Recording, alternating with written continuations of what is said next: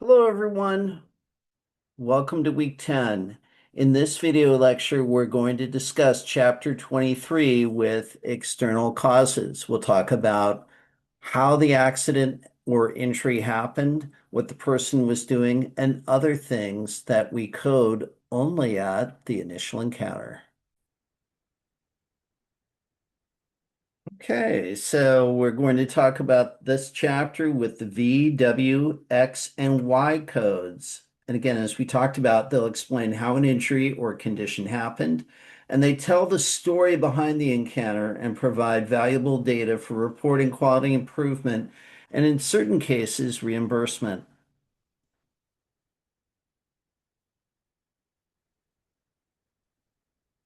And we got some examples here of these V00 through V99, the transport accidents, W00 through W9, slipping, tripping, stumbling, and falls, W20 through 49, and W50 through 64, exposure to inanimate and inanimate mechanical forces, and so on.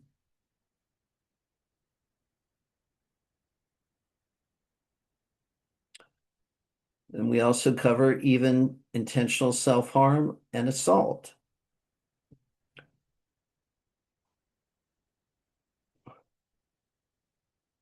And external cause codes appear in Chapter 20 of the ICD-10 CM codebook, and they always begin with V, W, X, or Y.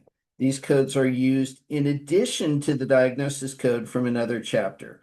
They never stand alone, and they give additional context and explain the circumstances surrounding an injury or a condition.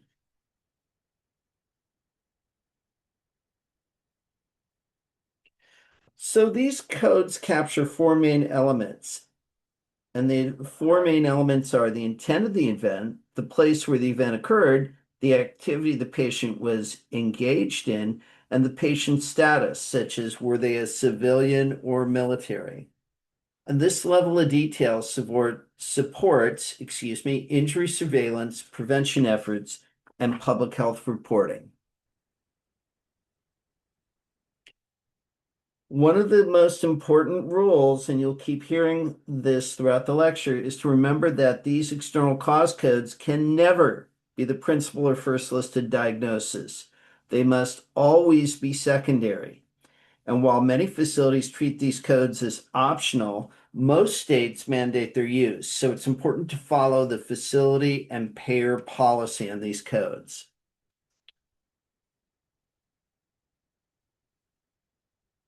And again, you can see here, Y92 code category, place of occurrence.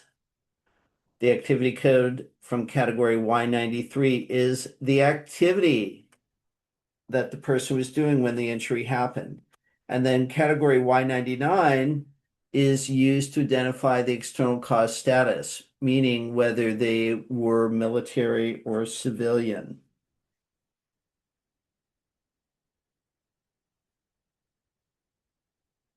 And the chapter specific guidelines talk about and address several key areas. These include general external cause coding rules, how to assign place and activity codes, and what to do when reporting formats limit the number of codes.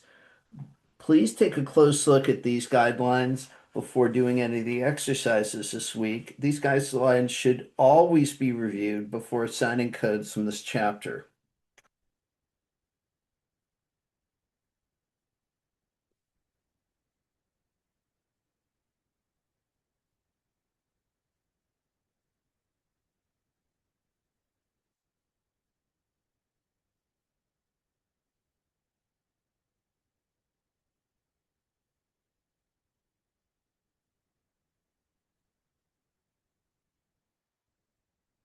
Oops.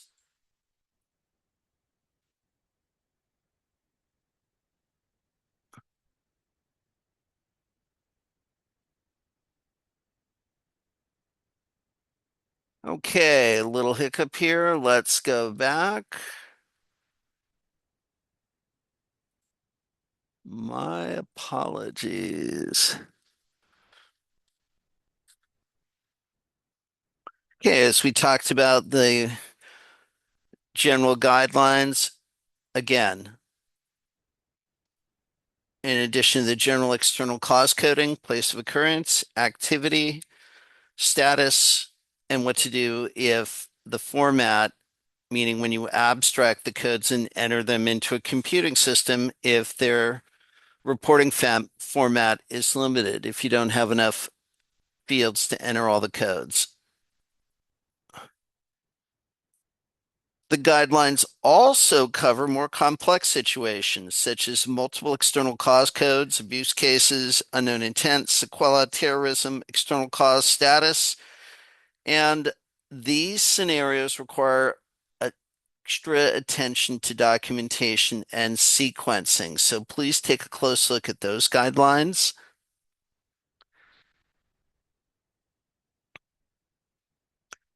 Most external cause codes are used alongside of the injury codes that we reviewed earlier in Chapter 19 of the ICD-10-CM codebook. However, they can also be used with codes from other body system chapters when the condition is related to an external event.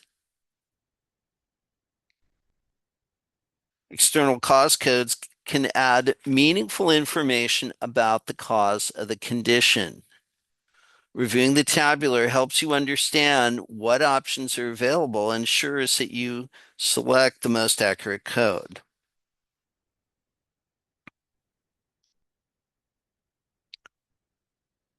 ICD-10-CM includes a separate external cause index. And this index uses main terms like accident, drowning, and falling to identify the event. And it also includes entries for activity, place, and status. If you can't find an external cause, you may very well be in the alpha. It's very easy as you're flipping through the book quickly to be in the wrong place in the book. It should say in bold at the very top of the page of your book whether you're in the external cause index or not. And when using this external cause index, search by the event itself. From there, you can assign additional codes to the patient's activity, place of occurrence. And here are some of the main terms that you will see: accident, drowning, exposure, force of nature, falling, slipping, what have you.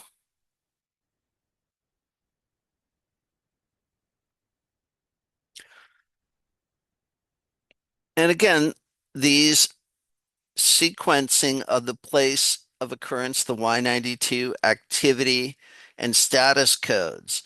One of the first instructors I had in ICD-10-CM several years ago, and this was just in the process of being rolled out, is to think about the acronym PAS, P-A-S, place, activity, status. So you can see here, the Y93 codes are used in conjunction with the codes for cause and intent if identifying the activity provides additional information. Sometimes it doesn't. These codes are used with codes for external cause, status, and place of occurrence. And again, the activity code is only used at the initial encounter. And you only use one code from category Y93.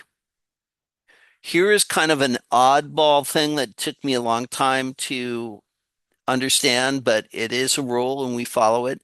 You don't assign Y93.9 unspecified activity if the activity is not stated in the documentation, and that's a very famous trick question.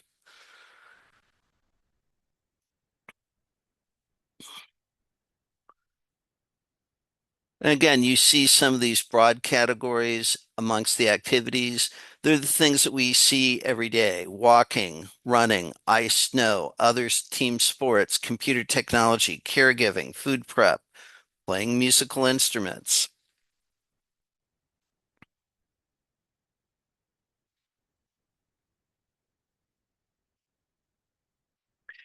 And again, the status codes describe what the person was doing, participating in military activity or engaged in something else at the time of the event. These codes are assigned only once at the initial encounter and only when another external cause code is used. And again, you only have one status, which, if you think about it, makes sense. You can't be in the military and not in the military at the same time. Doesn't make any sense.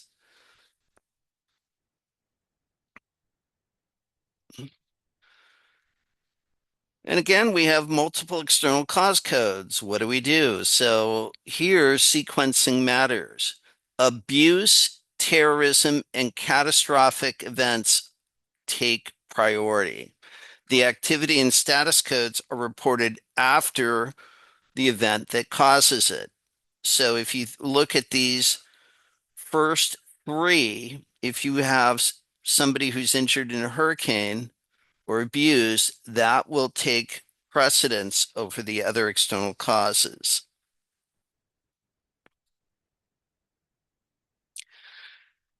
And something that we want to do a great job of capturing because it's vitally important is external cause coding for child and adult abuse.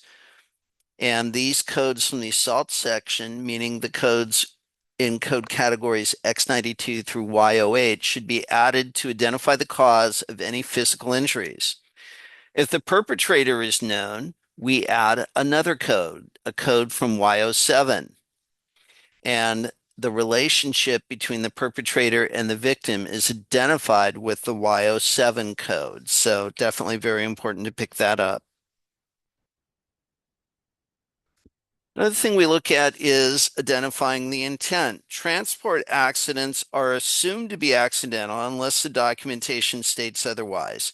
Undetermined intent is used only when the provider clearly documents that an intent cannot be determined. And again, our old friend Sequela is back with the Sequela external cause codes. Sequela codes identify late effects, from a past event. These external cause codes use the seventh character S, just like we saw in fractures, right? And they're used only when the current condition is a residual effect of a previous injury. When you code a sequela, the first thing you code is listed under number 1 here, the residual effect. You code that residual condition, if you will, and then the original injury or condition as a sequela, and then finally the external cause code with the seventh character of S.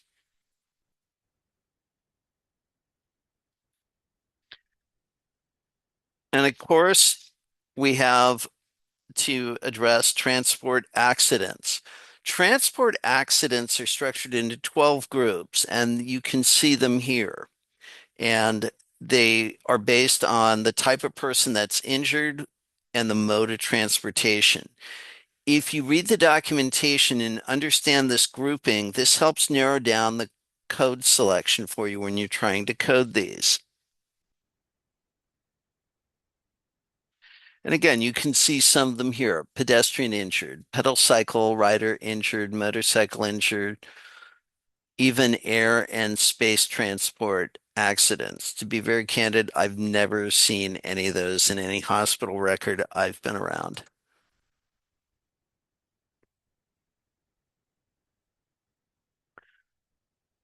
And again, these codes identify the mode of transportation and then discuss and identify the victim's counterpart or the type of event.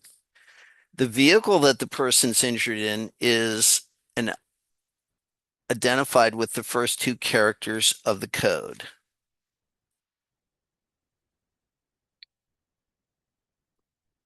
Now we get into never events.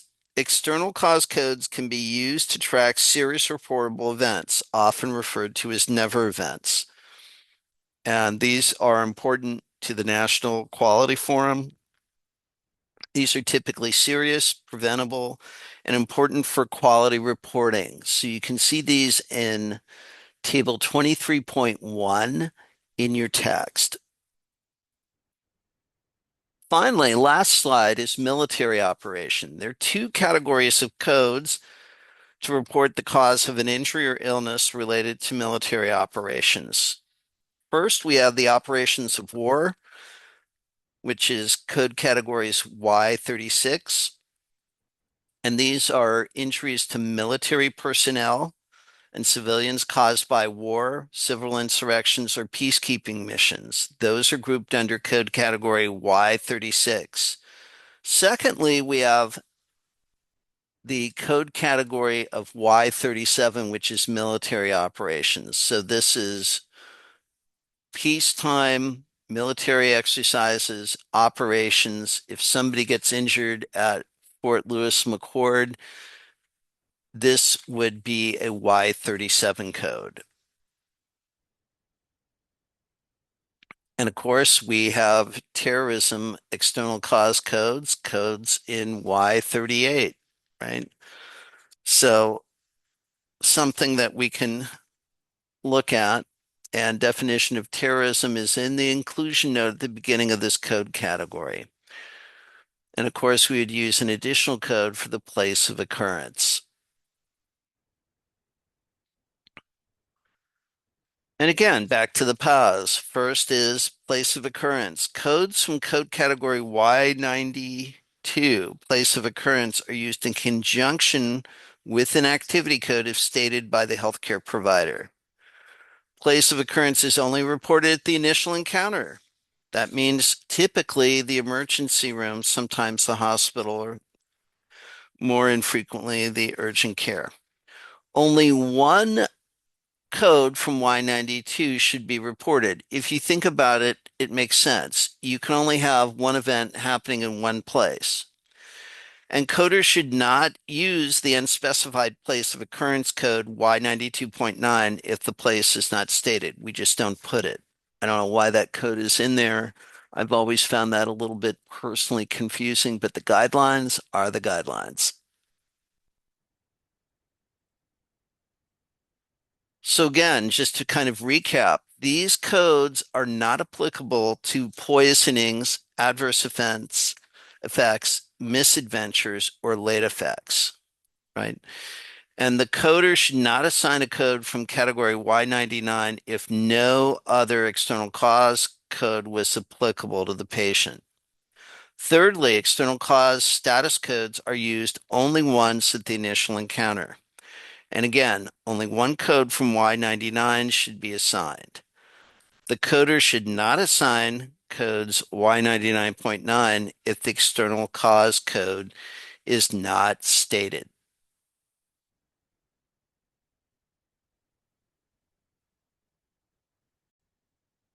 I realize that's a lot. The exercises are in the book. Just bear in mind two important things. One, these are never used as a principal or first listed diagnosis code. Number one. Number two, they're only typically used at the place activity status is only used at the initial encounter. And finally, and this is critical, make sure when you're looking for the main term for these external cause codes that you're in the external cause index. I hope you find that helpful. Reach out during office hours if you have any questions about this, and I'll see you online.